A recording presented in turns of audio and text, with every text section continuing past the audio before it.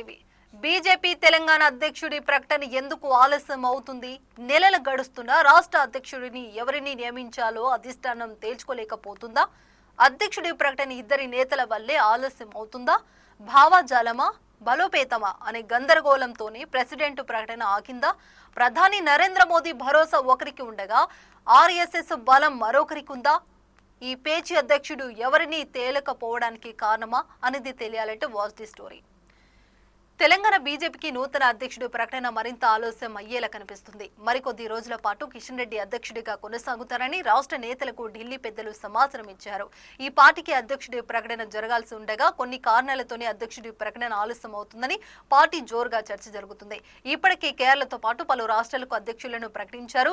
తమిళనాడులో కూడా అన్నమలై పార్టీ అధ్యక్ష పదవి రాజీనామా చేశారు. త్వరలో అక్కడ కొత్త అధ్యక్షుడిని ఎన్నుకోనున్నారు. అయినా తెలంగాణలో మాత్రం కన్ఫ్యూజన్ కొనసాగుతుంది.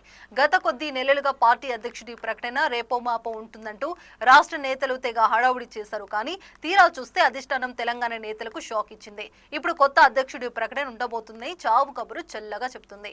దీంతో అధ్యక్షుడి రేసులో ఉన్న నాయకులు తెగ డీలా పడిపోయారు. ప్రస్తుతం బీజేపీ పెద్దలు జాతీయ అధ్యక్షుడిని ఎవరిని నియమించాలో పెద్ద ఎత్తున కసరత్తు చేస్తున్నారు. జాతీయ అధ్యక్షుడి రేసులో పలువురి పేర్లు పరిశీలిస్తుంది. వీలైనంత త్వరగా జాతీయ అధ్యక్షుడి ప్రకటన చేయాలని అధిష్టానం భావిస్తుంది. 2014 నుంచి ఇప్పటి వరకు బీజేపీ వరుసగా 3 సార్లు అధికారంలోకి వచ్చింది. మొదటిసారి రాజ్నాథ్ సింగ్ జాతీయ అధ్యక్షుడిగా ఉండగా రాజ్నాథ్ తర్వాత ప్రస్తుతం కేంద్ర హోంమంత్రిగా ఉన్న అమిత్ షా జాతీయ అధ్యక్షుడి బాధ్యతలు స్వీకరించారు. ఒకవైపు ప్రధానిగా నరేంద్ర మోదీ, మరోవైపు పార్టీ అధ్యక్షుడిగా అమిత్ షా. ఈ ఇరువురి నాయకత్వంలో బీజేపీ గతంలో ఎప్పుడూ లేనట్లుగా అనేక విజయాలు సాధించింది.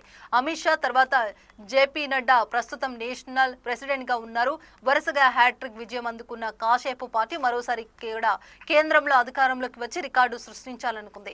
అందుకోసం ఇప్పటి నుంచే వ్యూహాలు అమలు చేస్తుంది. దీనికి అనుగుణంగా త్వరలో ఒక నూతన బీజేపీ అధ్యక్షుడిగా ప్రకటించనుంది. సో చూసారు కదా, ఇది వాళ్ళ బులెటిన్. చూస్తూనే ఉండండి E6 టీవీ.